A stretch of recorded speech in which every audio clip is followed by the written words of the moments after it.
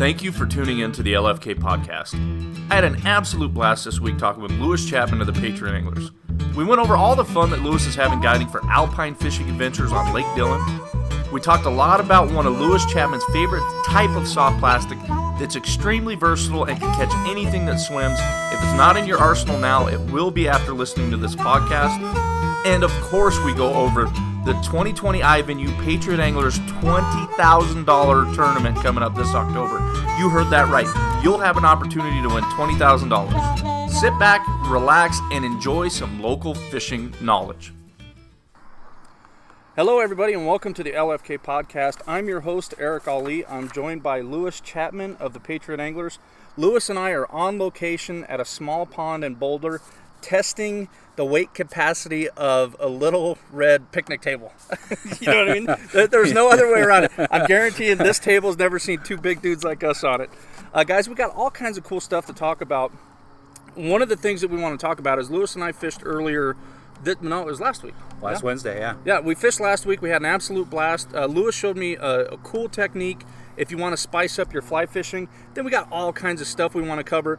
One thing I am going to note is we aren't going to talk anything CPW. We aren't going to talk anything political. This show is going to be 100% fun, and it's going to be geared a little bit towards the beginner. So if you know somebody that could really use some tips on how to really hammer fish easily, this is going to be the show for it. So, and it doesn't matter what kind of fish. The presentation Lewis is going to talk about, or let me rephrase that, presentations will work for anything that swims, because big fish eat small fish. As simple as that. So, before we get going, Lewis, you're now running trips for Randy with Alpine Fishing Adventures. How's that going? Oh, it's going great. Part-time through July and now into August, here and there. I've been filling in for Randy, as well as a few of the other Patriot Anglers expedition captains who have all their training and certs in a row, earning a few extra bucks and helping Randy out. Awesome. One of the busier guides in Colorado. So it's been a good learning experience, and I really just enjoy teaching fishing. And up there on Lake Dillon, it's a lot of the tourist crowd. Yeah. And so I've been teaching folks from Texas, Oklahoma, Kansas, Iowa. I haven't taken anybody from in-state yet. And I've been teaching them Colorado trout fishing. So it's been a lot of fun. Well, that's awesome. And it's one of those things to where you guys, talking about Randy, yourself, you're on the front lines of teaching fishing. You know what I mean? You're helping people get their first fish, which is really awesome. But this isn't new to you. A lot of people that if they're going to be guiding, it's something. You've had pressure to get people on fish for how many years now? Since the beginning of the Patriot Anglers. So since January of 2013, they're trying to get it done one way or another. You completely understand that. What's been your highlight of guiding up there on Lake Dillon with Alpine Fishing Adventures? And guys, we're going to link everything that we talk about in the show notes. So if you're interested, you're going to have the link to click. Yeah, there's been a couple of different highlights. A really good trip that stands out in my mind. Actually, Randy and I teamed up on a trip with a large family on his pontoon boat from Texas, and we were doing a sunset trip, which is just amazing. So, the sun's setting behind the mountains. When we're on the water, we're fishing. And one of the kids in the family, we were able to get him into what we call the Dillon Slam, to where he got an Arctic char, a really nice Arctic char. He got a really nice brown trout, and he caught a decent rainbow.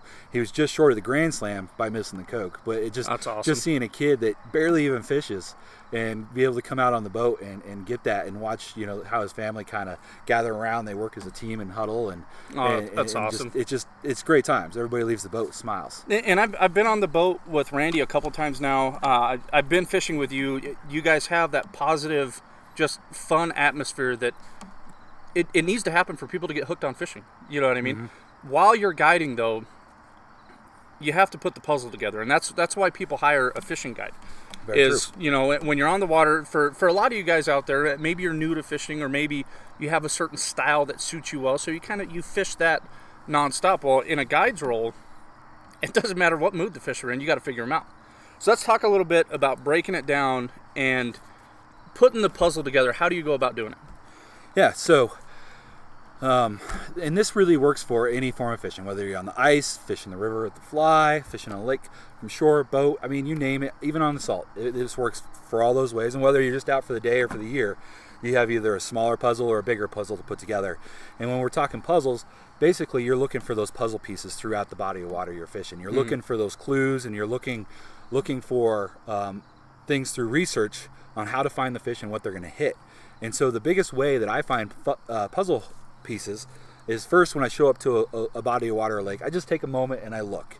And I always look around to see what birds are where, see if there's any fish moving in the water, see if there's any bait fish bubbling up. Maybe there's some obvious structure on shorelines or something like that I don't know about if it's a new body of water. And I just try to take it in. And even before then, you can get another puzzle piece by looking at a map. Google Maps is perfect for that. And so that works really, really well. And then the other second half of that, which I think is a lot bigger, is I've got a rule, and I call it my golden rule.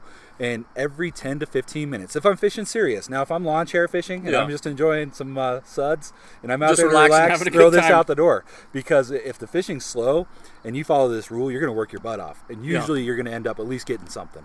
And so every 10 to 15 minutes, I change something I'm doing. Whether it's a big change or a very, very tiny change, whether it's just the color of a fly or moving spots or changing baits or the speed of reeling in a lure or maybe how you're working the rod tip, any number of little changes. And throughout the day, if you keep putting those changes together, you should figure out where the fish are and what they're going to hit on. Well, and I got a couple things to add to that. The definition of insanity, doing the same thing over and over again, expecting different results. And the other thing with that I think people really fall into a trap of, and I'm going to butcher the quote, so I'm not even going to try to get it verbatim. But if you use the wrong fly long enough, it becomes the right fly. And I think people fall into that trap of, I'm just going to stick it out. You know what I mean? I'm just going to stick it out. And anybody that you watch, I don't care what TV show that you watch, what guide you watch, they're always thinking, they're always changing. That they don't just lawn chair fish. And I think a lot of beginners especially, they get trapped into thinking that, the fish just aren't biting. That's rarely the case because they don't have to eat because of hunger. Yeah. You got to get them to bite. You know what I mean? You don't have to get them to eat. You got to get them to bite. And you can do that a number of different ways. So let's talk about forage base, because if, let's say, so at Lake Dillon, and it's going to be different for some species. Some species, actually, no, it's not. You got to find what they're eating. Yeah, you do. You know what I mean? So Lake Dillon, what are they eating on at Lake Dillon? Well, the browns are eating rainbows, and they're eating other smaller fish, and the rainbows and the char and the salmon, they're eating micey shrimp, and they're eating all the other little forage creatures in there. And so and Dillon's a massive lake, and it's Deep Canyon Lake, and so it's a safe guess to assume that 90% of that lake holds no fish. Yeah. So you just got to pare down what 10% you think holds fish. Start rolling through those areas with structure and things like that. Use sonar if available. Even shore fishermen, $100, you got yourself a deeper. You cast it out there, and you can see structure. And you can see if there's fish out in front of you, so you're not wasting your time. Well, and I love that you reference Google Earth, because if you guys don't use Google Earth for your fishing research, you're insane. It's such a vital tool, because what you can do on bodies of water like Bar Lake, the one that's in my backyard, you can use the history function on Google Earth, which looks like a little clock that has an arrow pointing backwards. And when they drew that lake way down, you could find a lot of the puzzle pieces there. And if you have a Lowrance unit, which we're getting a little bit away from beginners, but if you have a Lowrance unit, you can mark those waypoints and convert them into your Lowrance. So we really do have more tools than anybody before us. I mean, it's crazy. Yeah. But then if you go backwards a little bit, and paper maps, I know you love the paper maps. I do, fishing maps. Mike Iaconelli has an awesome deal, and I might be dating myself a little bit here because it's an old video, but he breaks down water like you were talking about. Dillon, 90% nothing, 10% is going to have a lot. He eliminates dead water, and it's the first thing he does. You know what I mean? He gets that map. He goes, you know what? This area is no good. And then another thing he does, which I think people do now more so on forums than they do in magazines and stuff, but he used to get old issues of Bassmaster magazine and see who won the last tournament that was at this body of water. What did they use? So it's like even the pros do their research, and they've got tons of knowledge. You know what I mean? So if you're just beginning, listen to what Lewis is saying. Do your homework before you go. And then when you're on the water, it's another thing I really like that you said. You break it down visually. You know what I mean? The maps can't, as far as technology's taken us, some people are just fishy. You know what I mean? And you could see like, okay, this might not show up on a map, but that spot right there is going to hold them. You know what I mean? Do you start with confidence baits? Let's say you're trout fishing. Do you have a couple confidence baits that you just, if fish are in the area, you're going to get them? Yeah, I do. And, throughout Colorado, a couple baits that I really like using. Give a shout out to Jeremy Inouye and Dynamic. I love using HD trout. Even if they don't hit it, a lot of times you're going to get followers. Yeah. And so you're going to know whether they're in the area or not. And that's building the puzzle. Exactly. Perfect. And there's so many different colors within the HD. You can, and a lot of flash and a lot of rattle. And, trout, they're hunting by vibration and flash to draw them in, and then from there it's the look of the bait or possibly the smell of it. So something like a jerk bait with those rattles and a shiny side goes a long ways to drawing in trout. I mean, ice fishing, that's why we jig spoons, right? Yeah. And then when the fish come in, if they come force and they're not messing with the spoons, you pull the spoons up and you have your wax worm on a little jig for them. Yeah. So it's all about that flash to kind of draw them in with trout. And no different on Dylan. We're using bigger crankbaits with loud rattles and stuff to chase down browns with the boats, and then smaller spoons and smaller jerk baits and whatnot for the rainbows up higher. And a quick tip for you guys that might be new to trout fishing, or maybe you're new to fishing in general, because one of the things that I really want to do with the LFK podcast is I want it to be fun for everybody, and I want it to be educational. I want people that are new to the sport to be able to reference shows like this to go out and catch fish. When you're using a bait like the HD trout, or maybe you're using a little Rapala, notice how I said Rapala there and not Rapala. I'm trying. Don't be afraid to work it faster than you think makes sense. Because one of those things, when those fish are following, what you need is a trigger. Sometimes it's going to be pausing the bait. More often than not, it's going to be them thinking it's going to get away. Yep. And it's when you're working those baits, like you said, you're getting a follow. It almost takes, I don't want to say an old pro to realize this, but an old trout head or old bass head, old walleye head, all of us, and why I'm adding head to the end of it is beyond me. But anyway, a lot of us know that you get them to trigger with speed more often than not. So add that to your arsenal. And then Arctic char, what a unique opportunity that you can do with Alpine Fishing Adventures. Yeah, you have the possibility of doing it on your own, but if you want to eliminate the middleman, you can put them on Arctic char. Randy can put them on Arctic char. Oh yeah, Randy's probably the state's leading foremost expert at Arctic char. If you want to know Arctic char, you call Randy, book a trip with him.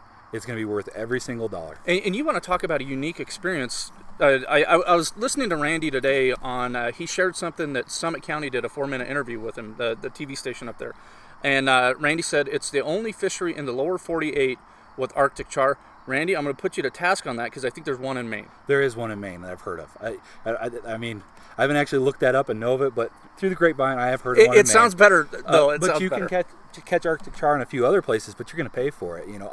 My wife and I have caught them in Iceland, and I know for a fact you can catch them in Alaska. So unless you want to go to those two locations, you need to come here to Colorado. Well, and the other thing that you could do is if you got between 50 and 100 grand laying around, there's a private fishing club up in Leadville that you can join, which the state record is currently there, which that's for another show. So Arctic char, really, really unique opportunity.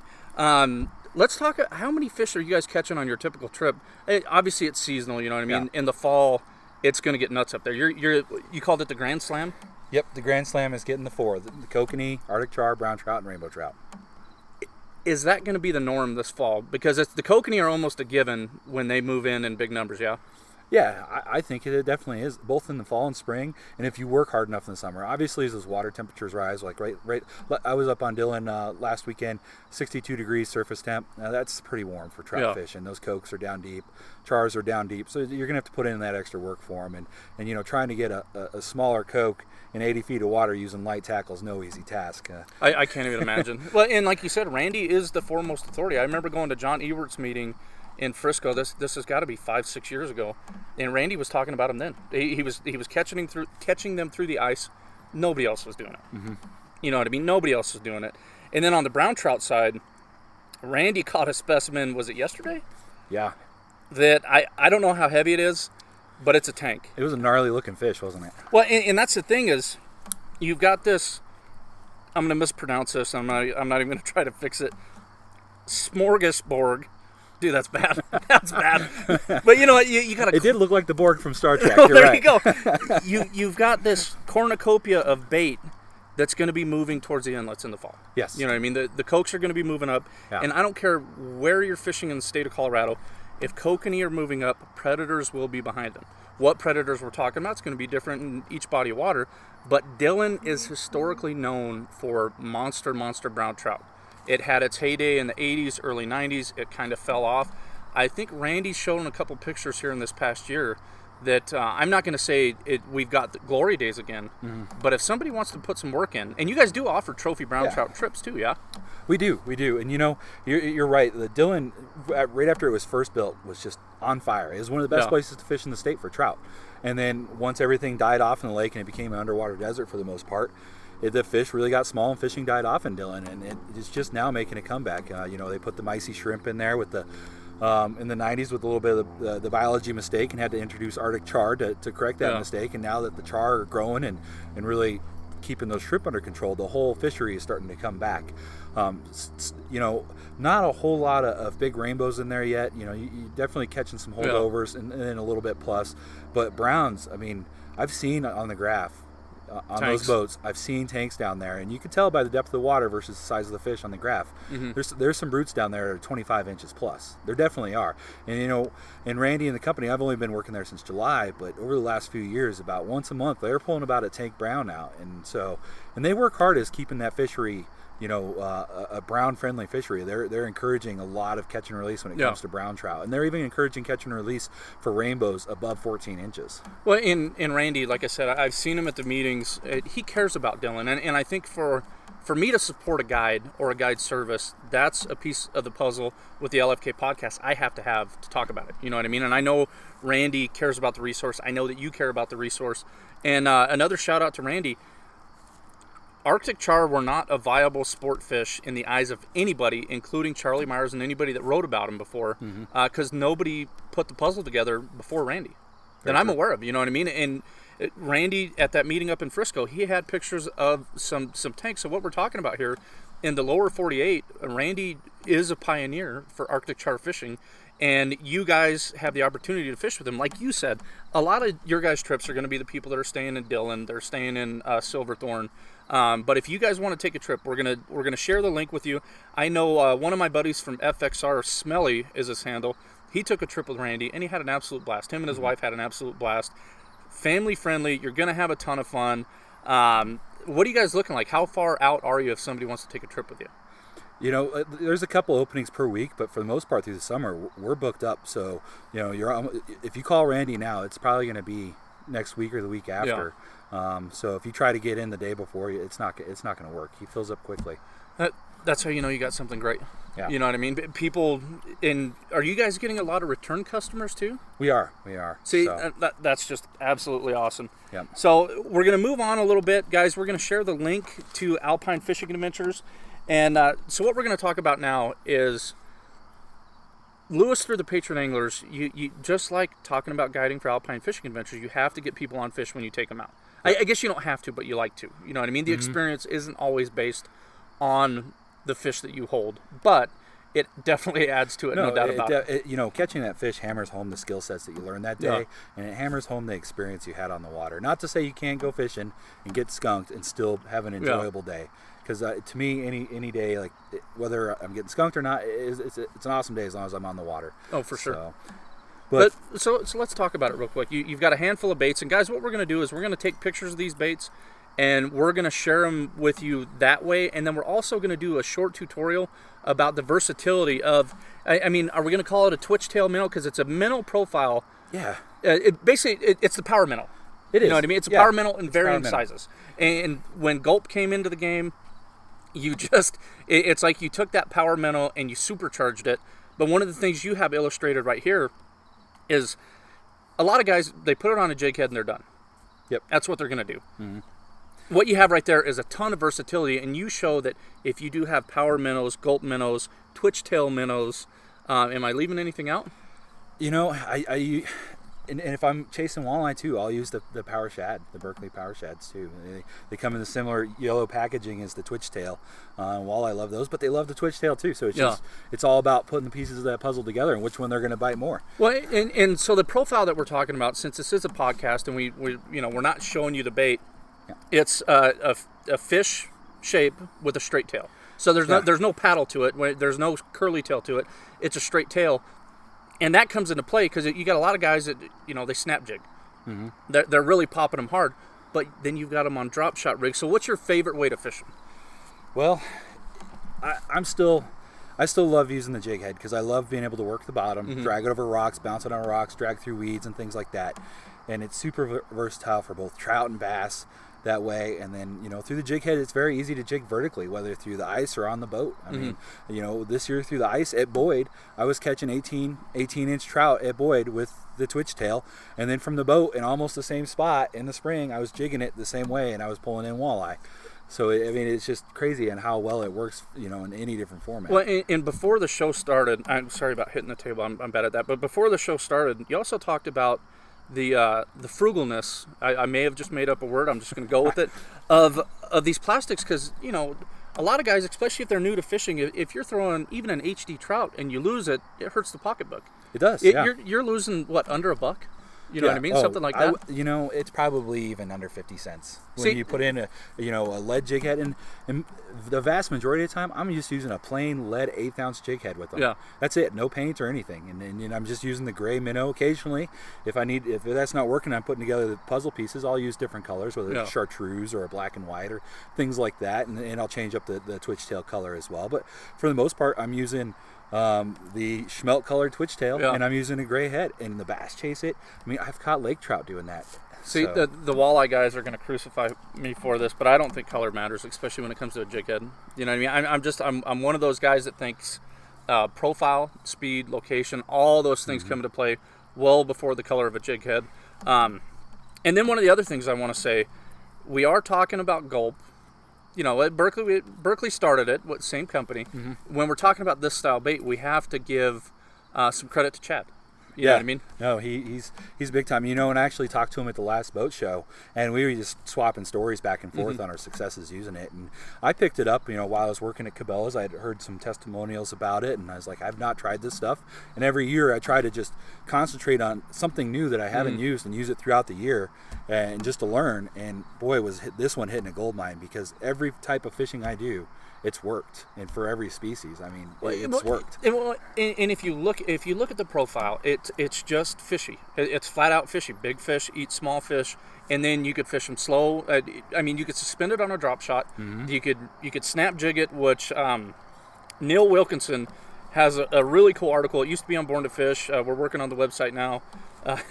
It'll be done soon, I swear. But you can find it on Fish Explorer. It's got a really good article about it. And there's things that are timeless. Yeah. When it comes to fishing, a daredevil spoon being one of them. There's just timeless stuff when it comes to fishing that just works. This profile just works. You know what I mean? Yeah. I mean, if I'm fishing in Colorado and I only have 5 lures to choose from, this has made the cut after last year. I'm going to have my Castmaster, I'm going to have my 3-inch tube jig, and now I'm going to have my twitch tail minnow. And we talked about this a little bit earlier too. If I'm fishing for bluegill, or if I'm fishing for anything that has a small mouth like a bluegill, so maybe even Arctic char, I want the bait to be easy to put in their mouth.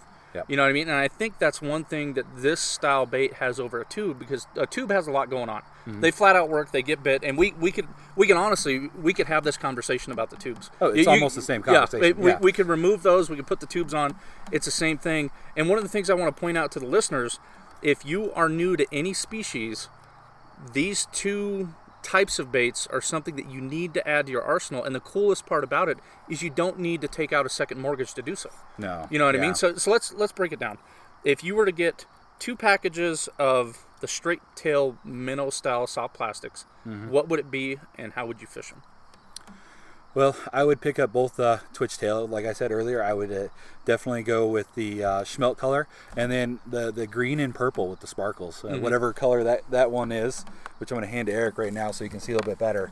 Those 2 colors bring in a lot of fish. The trout love both. Bass, walleye, they both love both. I mean, this year alone, we've got white bass, crappie, bluegill, walleye on them, smallies. We went down to New Mexico with a bunch of novice fishermen, a few experienced fishermen, but overall a lot of folks that had just, have just traditionally been the lawn chair fishermen and stuff. We got them out on boats. We started going down into the fingers of the canyon, and we started pitching these under trees, and we started pulling smallies like crazy. And you know what else we started pulling like crazy on these? Northern pike. And it just shows the versatility so well. Everything hits them, and they're great. And under the ice too, with that twitch tail, snapping it up and down, that tail moving. It's it's a teaser. Yeah. It straight up is just teasing those fish, and it's hard to resist. I mean, we were talking about triggers earlier. There's something about when this pops out of their face or near their face that it's jig and wrap. Same thing. There's something about certain baits that just trigger, and I would call this like a ghost purple or a chartreuse purple. So Neil, again, I'm referencing Neil Wilkinson. Anybody that's followed Neil on Colorado Fisherman, he's really, really fond of the baits that have the chartreuse top and kind of the ghosting purple on the side of it. That's what this reminds me of. Yeah. This bait right here. And guys, we're going to show you pictures of all these. So we got the 2 color schemes that you would recommend. How light are you going on line? Because this fits your forte of light line perfectly. Yeah, I love light line fishing. And, recently I've been slowly getting out of it. One of the big things I've been chasing this year, and it's a whole other topic so we won't get into, is pike. So I've been upgrading lines. But for the most part, I'm still using light lines. Tonight fishing with the drop shot, that bass I caught was 6-pound test. Yeah. Usually if I'm chasing walleye or bass, it's 8-pound. Roughly. Yeah. If I'm trout fishing, it's 6 to 4 pound. So again, a cool thing about this presentation, guys, if you're a beginner, if you know a beginner, send them this podcast because they can do that on their typical trout tackle. You know what I mean? Your typical, you don't need to, we're not telling you to go out and buy new rods. If you want to, by all means, Denver Bass Pro, go ahead and do it, but you don't need to, okay? One of the cool things about the stuff that we're talking about right now is it's going to cost you $15, maybe. You know what I mean? And that's a maybe right there because you can get, like you said, the gray jig heads that they're not going to cost an arm and a leg. 2 packages of plastics. A lot of times, if you do some searching, you can find them on sale. Yep. So you're going to be able to try a new technique, and we're talking about the jig heads right now. After you graduate from that, and you want to do something a little bit different, because in the early summertime when the weeds start coming up, you could put this presentation on a drop shot. Yeah. And you could suspend it right where the fish are feeding and hammer them that way. And again, we're not talking about adding $100 worth of stuff to your box. You already know the 2 baits that you're going to build confidence in that Lewis talked about earlier. $3 for drop shot weights. You want to get a premium drop shot hook from Trocar. Yeah, we've seen that unfold tonight. Like 2 different bass within just 5 minutes, and I only had to make one small correction. Yeah. I didn't have anything to fight or untangle, and the drop shots in the past without those. They're notorious. Swivel hooks. They can become a mess. Well, and another thing, especially for a beginner, if you want to start throwing a drop shot and you don't want to, Let me step back a little bit because I was going to say there's an easy way to do this, and I don't always recommend that. You know what I mean? Because what you're going to want to do with the drop shot, the hook has to be facing up. It does. So the way to do that is you tie a Palomar knot, and then if it's not facing up, you could run the line through the eyelet again, and you can get it. But in this instance, with these hooks from Trocar that have the swivels on them, you don't need to do that. You can tie your improved cinch knot or your cinch knot, and you're going to have. And the thing with this setup is the hook's always going to be up. The hook's always going to be exactly where you want it. And what Lewis was talking about, whenever you catch fish on a drop shot, it's just a wreck. Most of the time what I do is I'll take the weight off, and then I'll just pull the line, and then I'll put the weight back on. But if you're on a hot bite, it's time you're not fishing. You know what I mean? You're messing with tackle.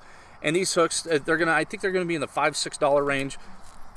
Anytime you're talking Trocar, you're talking the best hook on the market.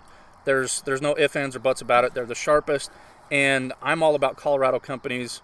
You know that. You know what I mean? And Trocar, Eagle Claw, they're right here. Do yourself a favor. Go to the store off I-70 and see the guys in the factory store. Ask them about these hooks, and they'll put you in the right direction. You'll have an absolute blast. It's a great store. So if you don't mind, Eric, maybe I'd like to try to start a trend on the New Style Show. Would I be allowed to share a secret? Oh, do it. On this. So since we're talking drop shots, and this is something I've never seen anybody else do, and I learned it from, fishing in the Patriot Anglers from just another guy, and I really want to pass this on because I've never seen anybody do it, and it actually works. Use the drop shot, the whole thing that we're talking, and just replace the hook and put a pistol Pete in the line. Really? And do that for trout up in the mountains, either through the ice or casting from shore and working back and forth. And that pistol Pete, every time you raise it up, that propeller is going to be sinking, and every time you let it dive, that propeller is going to be sinking. You would think it would tangle up, but it really doesn't tangle up that bad. So again, that's why I don't always recommend the shortcut, because you're going to need to learn how to tie that Palomar knot. Yep. You're going to need to know how to get that hook facing up. So there you go. Another thing that you guys can put in your toolbox right there, a pistol Pete on a drop shot. I've never heard of it before. It has to work. It Like does. you said, with that propeller going down. Yeah. I've got a cool story about Guy Montera, and this is what's cool about the podcast. So, the late Guy Montera, he was one of the originators of Pistol Pete's. It was him and a partner. They ended up going separate ways. I don't know the story is why, but he tied his on premium hooks with premium components in Leadville. Okay, and they were called the Montera Marvels. And he would go to, we talked about it earlier, he would go to Forebay, he would go to lakes like that, and how he gauged his fishing trips were how many fish he caught in a row. And taking beginners out there, flying a bubble with the Montera Marvel, it was 25, 30, 35 fish in a row. And just something kind of cool. He made me some flies, because I told him, I said, dude, make me something to where I can go up to the Dream Stream and I could target the kokanee. So he made me some kokanee flies that were absolutely awesome.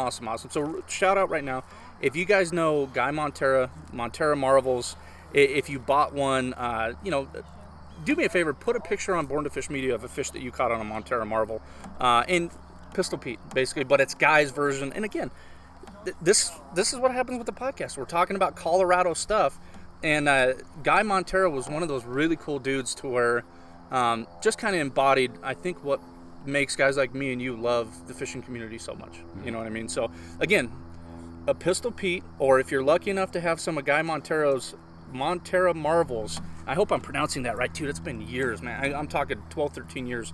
Put it on a drop shot and you'll absolutely hammer them, and through the ice as well. Yep. Yes. Yep. All right, so guys, like I said, we're going to share a tutorial with you on this. All the different things that we talked about, the twitch tail minnows. You can also, interchangeable with gulp and a couple different products. But we're going to share with you what Lewis recommends, not only the baits, but the colors, the hooks, the weights, everything. Okay, so we're basically giving them a blueprint. Hey, go catch fish. Well, what kind of fish, guys?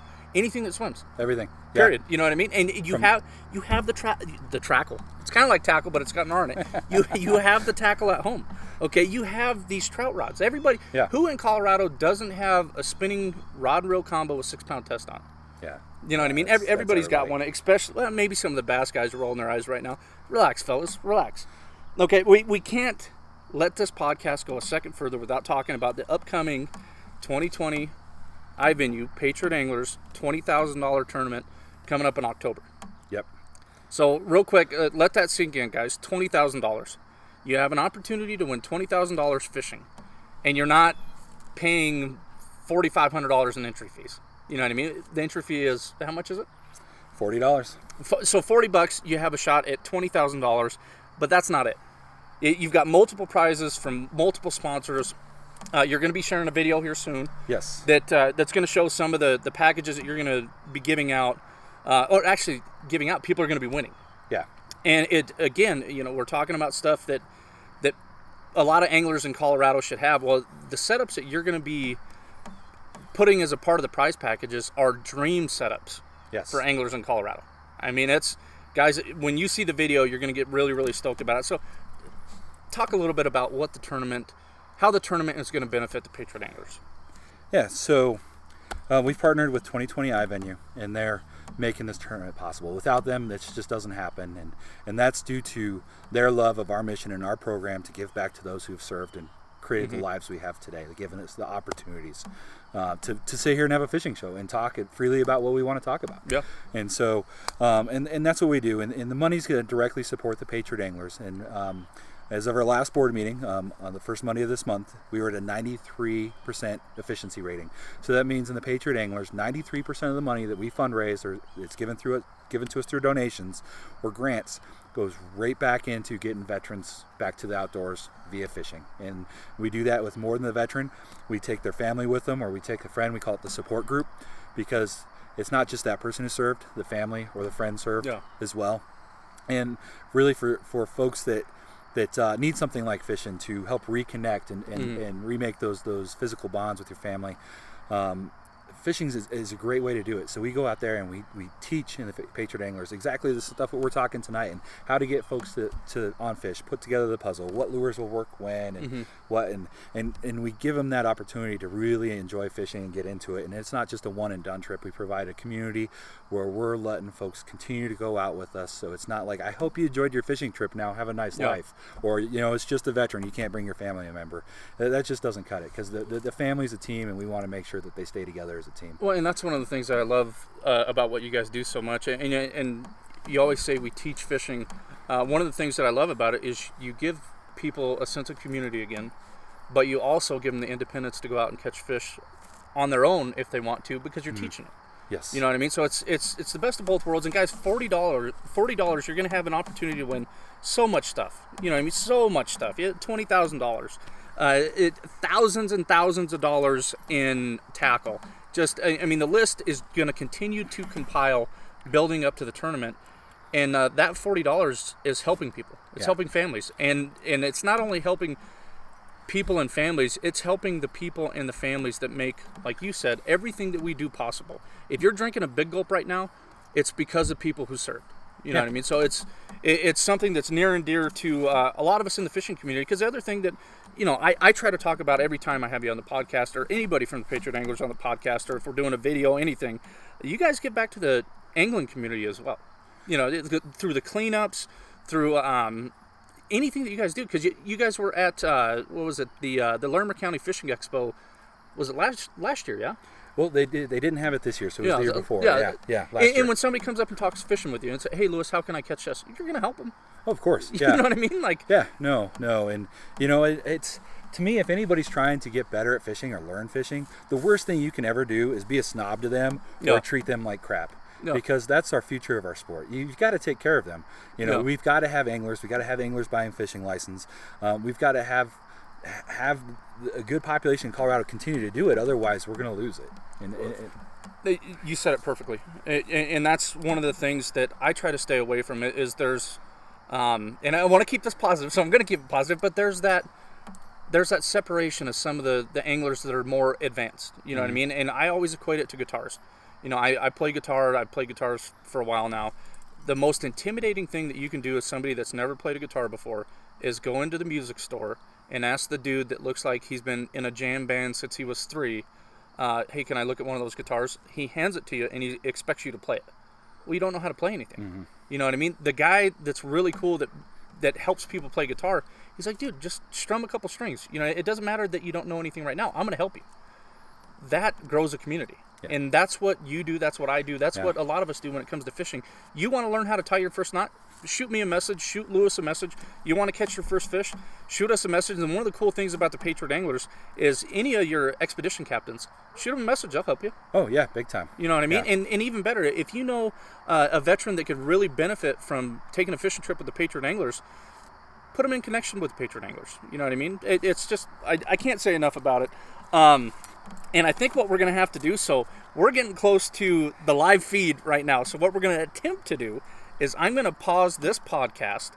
First, we're going to do this goofy, dude, because this is the first one that we've done like this. So this is a potential ending. I'm just letting you guys know that right now. Lewis, I can't thank you enough. We're going to give him the link to sign up for the 2020 tournament. Yeah. But let's talk briefly date, time, location. So October 7th, Cherry Creek Reservoir. Believe the start time is 8 a.m. I'll have to double check on it. I'm pretty sure it's 8 a.m. Just a little brain fart on there. And so, pre-registration is going to be at the lake starting at 5, but we're also going to pre-register at both the Cabela's locations at Lone Tree and Thornton from 4 to 7 the nights before. Awesome. And then for those that want to boat, you're definitely more than welcome to boat the tournament.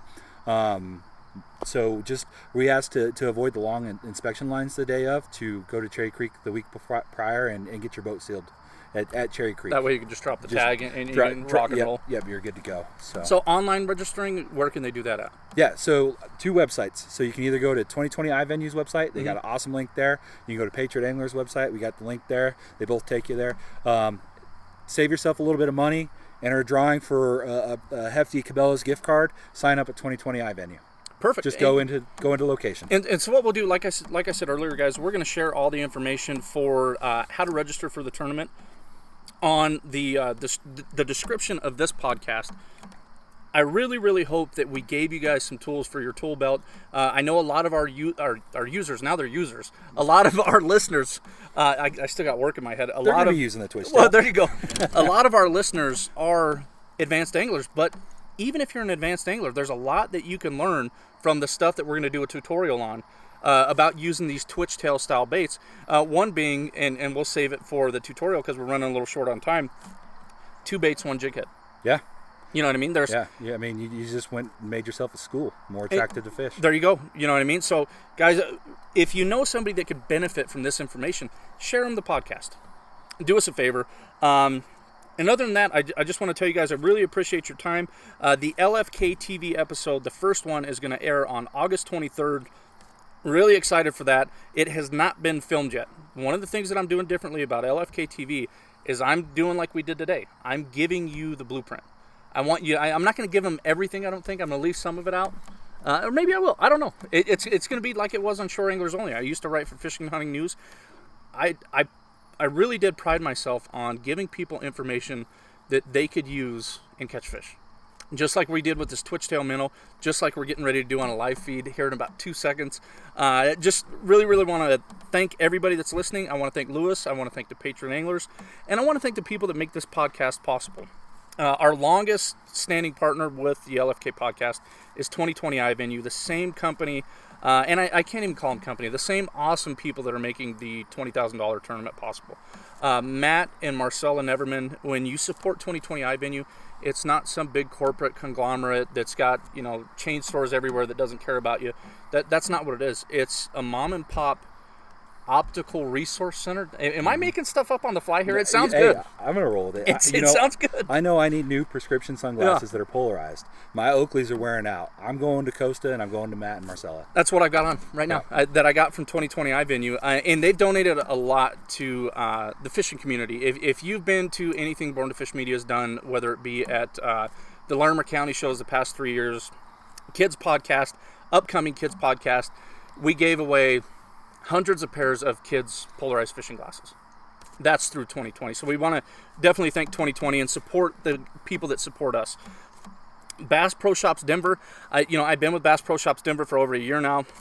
They're a wonderful store, and Vaughn and Laura Lee they're just absolutely awesome. They live the outdoors, so I really want to thank them.